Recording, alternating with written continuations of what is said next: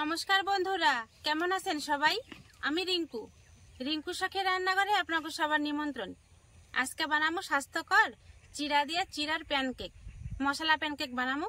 যেমন সহজ বানানো, দেখতে তো সুন্দরী আর খাইতে তো দুর্দান্ত স্বাদ। আর বানানো এত সহজ, না দেখলে বিশ্বাস করবেন না। চলেন পুরো ভিডিওটা দেখেন, আশা করি আপনাকে খুবই ভালো লাগবে। তার নিয়ে আমি নিচে এনে 250 গ্রাম চিড়াটা কিন্তু আগে থেকে আমি বাইছে পরিষ্কার করে নিছি। এই চিড়াটা এখন জল দিয়ে ভালো করে ধুয়ে নেবো। প্যানকেক বানানোর নিগা দেখেন আমি কিন্তু পাতলা চিড়াটা নিছি। এই চিড়াটাই কিন্তু কেকটা খাইতেও ভালো হয় আর বানাইতেও কিন্তু সুবিধা। এবার আমি চিড়ার মধ্যে জল দিয়ে দেবো। চিড়াটা এমনিতে খুব পাতলা আর নরম, তার নিগা আমি একবারই জল দিয়ে দেবো আর জল থেকে ছাইকে উঠাই নেবো।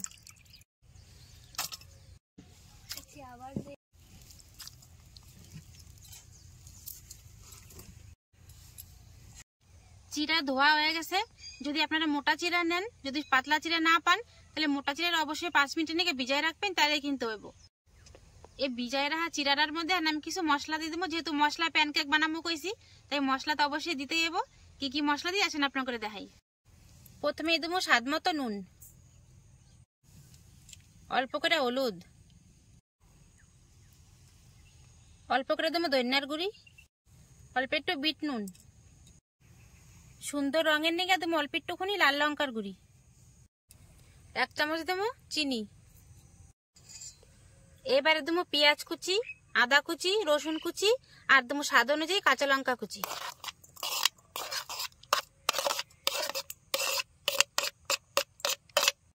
এবারে দেবো একটা মুরগির ডিম।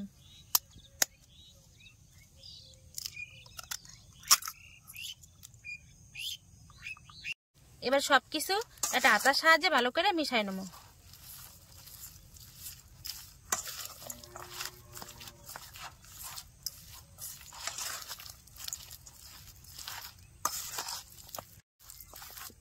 বেশ ভালো করে মিশাই নিছি।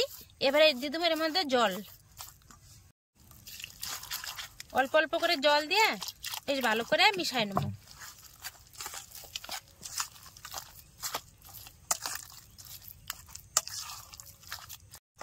অল্প অল্প করে জল মিশা এরকম ঘন করে দেখেন চিড়াটা আমি গোলাই নিছি। পরে কিন্তু একটুখানি হলুদ দিছি, তাই এত সুন্দর রংটা হয়েছে। এবার সেটা উনানটা ধরাই হেলাই। উনান জ্বালে তাওয়া বসাই দিছি, তাওয়াটাও সুন্দর গরম হয়ে গেছে। এবারে তাওয়ার মধ্যে সাদা তেল দিয়ে দেবো। তাওয়ার তেলটা গরম হয়ে গেছে। এবার আমি আতাই করে অল্প অল্প করে এই যে চিড়ার মিশ্রণটা দিয়ে আস্তে করে ছড়াই দেবো।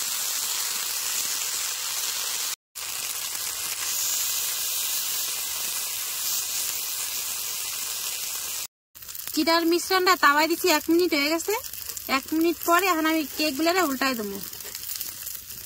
দেন কত সহজে উঠে গেল, নিচে কিন্তু লাইটে যায়নি।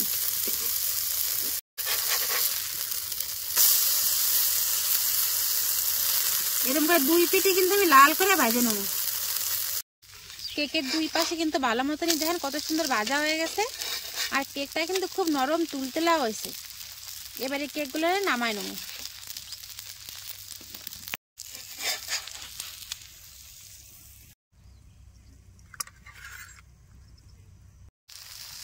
প্রথমবারে 2টা কেক দিছিলাম তাওয়ার মধ্যে, বেশ ভালোভাবে ভাজা হয়েছে দেখা। পরে এবারে দেখেন 3টা দিছি। এগুলো একই রকম লাল লাল করে সুন্দর করে ভাজে নেবো। কেকের মধ্যে ডিম দেওয়া দেখা দেখেন ফুললে কত বড় বড় হয়ে গেছে আর কত সুন্দর ফোটা ধরছে, একবার দেখেন। কেকগুলো এবার উল্টায় দেবো।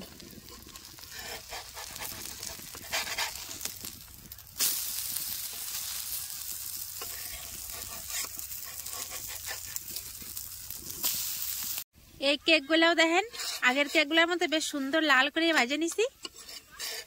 এবারে নামাই নেবো।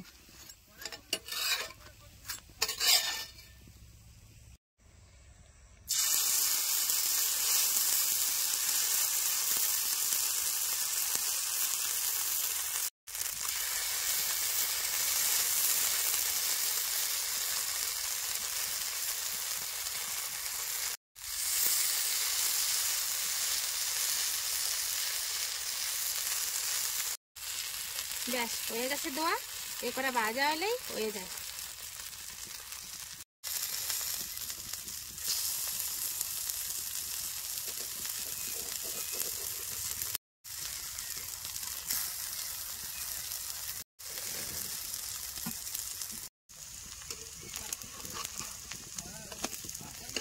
প্যানকেক গুলো দেখেন বেশ দুই পেটে লাল লাল করে ভাজা হয়ে গেছে।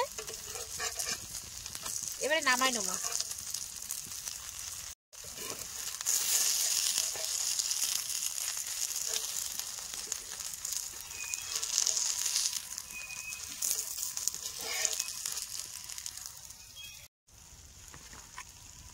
কত সুন্দর হয়েছে দেখেন, যেমন সুন্দর রং তেমন কিন্তু সুঘ্রাণে উঠছে, বিশাল সুন্দর।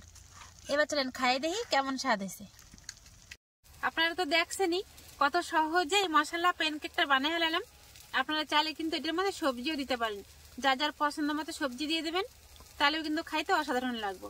এখন চলেন, সুগন্ধ তো বিশাল উঠছে, খাইয়ে দেখি এবার কেমন স্বাদ। একটা কেক আপনার করে ছিঁড়ে দেখায় কতখানি নরম হয়েছে। এই দেখেন ভিতরটা পুরো নরম আর পাশটা কিন্তু মুচমুচা হয়েছে। প্লেটে বাইরে নিলাম দুইটা প্যানকেক গরম গরম। এবার আমি শুধুই খাই কম কেমন হয়েছে। আপনারা চাইলে কিন্তু সস বা চাটনি দিয়েও কিন্তু খাইতে পারেন।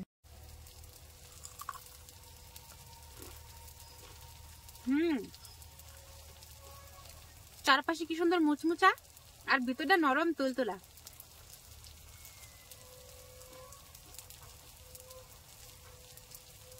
রসুন পেঁয়াজ ভাজার কি সুন্দর একটা গন্ধ, রসুন ভাজা গন্ধই তো এই কেকের স্বাদটা দ্বিগুণ বাড়ায় দিছে, এত সুন্দর লাগা যাচ্ছে, দারুন। আর বানানোটা এত সহজ সেটা আপনারা দেখছেনই। অবশ্যই কিন্তু বাড়িতে একবার এলো বানাবেন, আশা করি আপনাকেও খুব ভালো লাগবে। এরকম করে কিন্তু কেক বানিয়ে আপনারা বাচ্চা থেকে পুরো সবাই দিতে পারবেন। স্কুলে টিফিন বা অফিসে টিফিন বানিয়ে নিতে পারবেন, সকালে সন্ধ্যায় জলখাবার বানিয়ে খেতে পারবেন, কিন্তু খাইতে দারুণ লাগবে। আজকের ভিডিওতে এই নিয়ে শেষ করলাম। যদি আমার সহজ রেসিপিটা একটু ভালো লাগে তাহলে অবশ্যই একটা লাইক, কমেন্ট, শেয়ার আর সাবস্ক্রাইব করে দিবেন। দেখা হবে পরে একটা নতুন ভিডিওতে। আজকে তাহলে এই নিয়ে শেষ করি। নমস্কার।